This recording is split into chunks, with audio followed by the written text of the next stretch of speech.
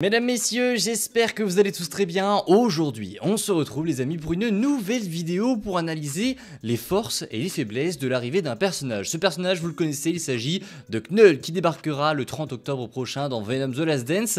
Et aujourd'hui, je sais que cette annonce a fait polémique et j'aimerais revenir avec vous sur, comme je vous l'ai dit, les forces et les faiblesses de cette annonce. Est-ce que l'arrivée de Knull est la pire chose qui puisse arriver au monde des super-héros ou est-ce au contraire une très bonne idée de la part de Sony? Eh bien, c'est ce que l'on va voir, c'est parti, n'hésitez pas, comme d'habitude, le petit like, le partage et l'abonnement avant qu'on ne commence cette émission. Et c'est parti, Knull, on en parle. Et donc, comme je vous l'ai dit, dans cette émission, on va parler de force et de faiblesse. On va parler donc des points positifs de l'arrivée de Knull chez Sony et des points négatifs de cette arrivée. Et vous allez voir qu'il va y avoir pas mal de choses à dire. On commence avec les points positifs. Vous le voyez, il y a Tom Holland à côté de moi. Alors pourquoi est-ce que j'ai foutu Tom Holland dans les points positif? C'est tout simple, c'est parce que ça représente Spider-Man 4. Vous le savez, Knull sera un antagoniste qui sera introduit dans Venom The Last Dance, mais qui ne sera pas vraiment le grand méchant du film. Enfin, plutôt si, mais en tout cas, il n'aura pas une grande importance dans Venom 3.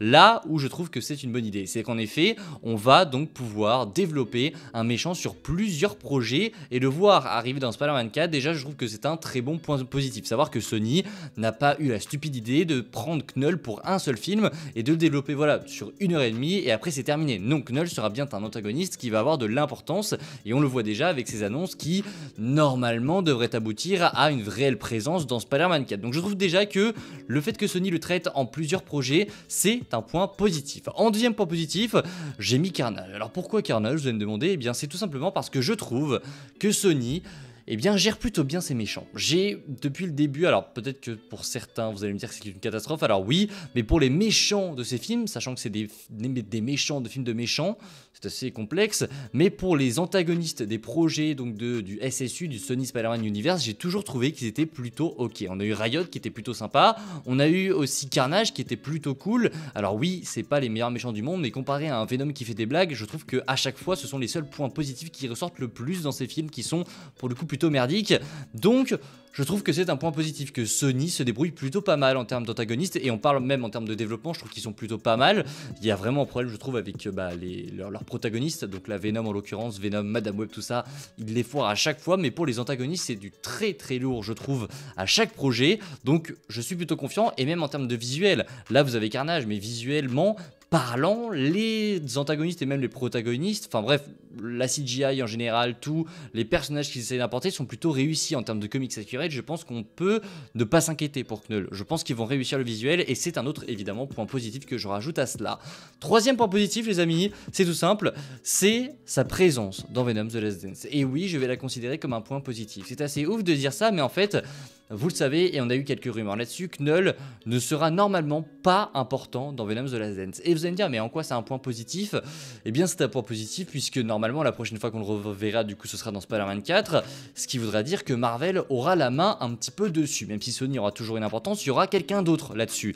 Et je trouve que c'est une bonne nouvelle de savoir que Sony ne va donc pas prendre le plus gros de Knull et donc va le laisser à Marvel Studios. Parce qu'en fait, ce qui va se passer, c'est que Sony va diriger Venom The Last Dance, ils l'ont dirigé à 100% avec une toute petite participation de Marvel, et c'est dans ce film-là qu'on va pas avoir beaucoup de Knull. Par contre, dans Spider-Man 4, film où Marvel Studios va avoir la main, film qui sera normalement réalisé par Destiny and Cretton, là, on va avoir une mainmise de la part de Marvel Studios sur le personnage de Knull dans le film où il sera normalement le plus présent. Donc je trouve que c'est une très bonne nouvelle que là où Knull sera le plus présent, eh bien ce sera le studio qui en général est le plus apprécié, qui aura la mainmise sur le personnage. Et je trouve que c'est une bonne nouvelle, ça peut limiter la casse, ça peut même donner de très bonnes choses je pense, avec Destiny and Cretton qui réalisera le projet, je pense que ça peut être une très bonne idée.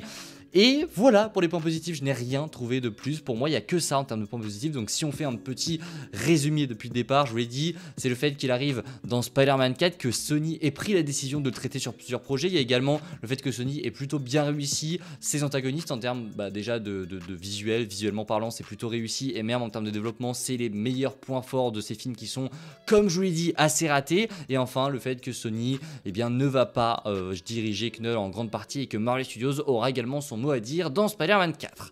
rentrons dans le pot de sel, puisque là oui les amis, on prend le pot de sel, on l'ouvre et là on va commencer à cracher un petit peu sur Sony avec les points négatifs. Donc pour commencer cette liste, on va parler de ça les amis. Vous vous en souvenez de cette image, elle a hanté nos plus grands cauchemars, c'est Venom évidemment dans une boîte de nuit, Venom qui porte des bracelets etc. Bref, rien que le mot Venom et boîte de nuit ne devraient jamais se retrouver ensemble, ça a été le cas dans Venom 2 et voilà, je vous ai dit que Sony traitait bien ses antagonistes, mais en termes de personnages, en termes de protagonistes, il ne faut pas non plus oublier que Sony est un tueur en série. Ils ont clairement assassiné plusieurs personnages comme Madame Web, comme Venom. Voilà, Venom qui met du ketchup un petit peu partout, Venom qui se dispute avec Eddie Brock comme un couple, Venom qui va en boîte de nuit. Ça, c'est des choses qu'il ne faut absolument pas revoir et c'est des choses qu'ils ont fait. Donc évidemment qu'on les met dans les points négatifs parce qu'introduire Knull dans un univers comme ça déjà, c'est pas ouf. Mais en plus, donner Knull en petite partie à un studio qui nous a fait ça, qui nous a pondu un Venom avec qui est en train de limite de chanter dans une boîte de nuit, c'est un danger, c'est dangereux et j'ai vraiment peur de voir ce que ça va donner et pour moi ça c'est un point plus que négatif, c'est tout simplement Sony. Voilà, cette image elle représente parfaitement ce que Sony a fait avec le SSU et ce qu'il pourrait faire avec Knull. Heureusement, comme je vous l'ai dit, Marvel va avoir son mot à dire si jamais Knull est bel et bien l'antagoniste de Spider-Man 4, mais attention tout de même, ils sont capables de nous foirer quelque chose dans Venom The Last Dance, même si à mon avis il n'y aura pas grand chose à foirer. Ensuite, eh bien je vous ai mis Thanos. Pourquoi Thanos? Pour terminer cette vidéo, c'est tout simple, parce que Thanos c'est un personnage qui a été introduit dans le MCU au tout début du lancement du MCU. Vraiment, il est apparu plusieurs fois ensuite au fur et à mesure des projets, on l'a vu dans Les Gardiens, etc. On l'a vu partout Thanos, vraiment. Il a été introduit pendant 10 ans. Pendant 10 ans, Thanos a été introduit, ce qui a permis aux fans donc d'être un petit peu hype, de sentir le danger, de sentir que les Avengers allaient faire face à leurs plus grands défis. La Knull, je suis désolé, mais c'est un méchant qui normalement dans les comics est de la même trempe que Thanos. C'est un méchant qui se doit normalement, il peut figurer parmi les méchants qui peuvent être des méchants de saga et non pas des méchants de film. Et là, savoir qu'il va être traité dans Spider-Man 4 et dans Venom The Last Dance, c'est une bonne nouvelle pour plein d'autres aspects que je vous ai évoqués, le fait que Marvel ait la main dessus, le fait que Sony ne va donc pas avoir beaucoup de choses à faire et va donc sûrement limiter la casse.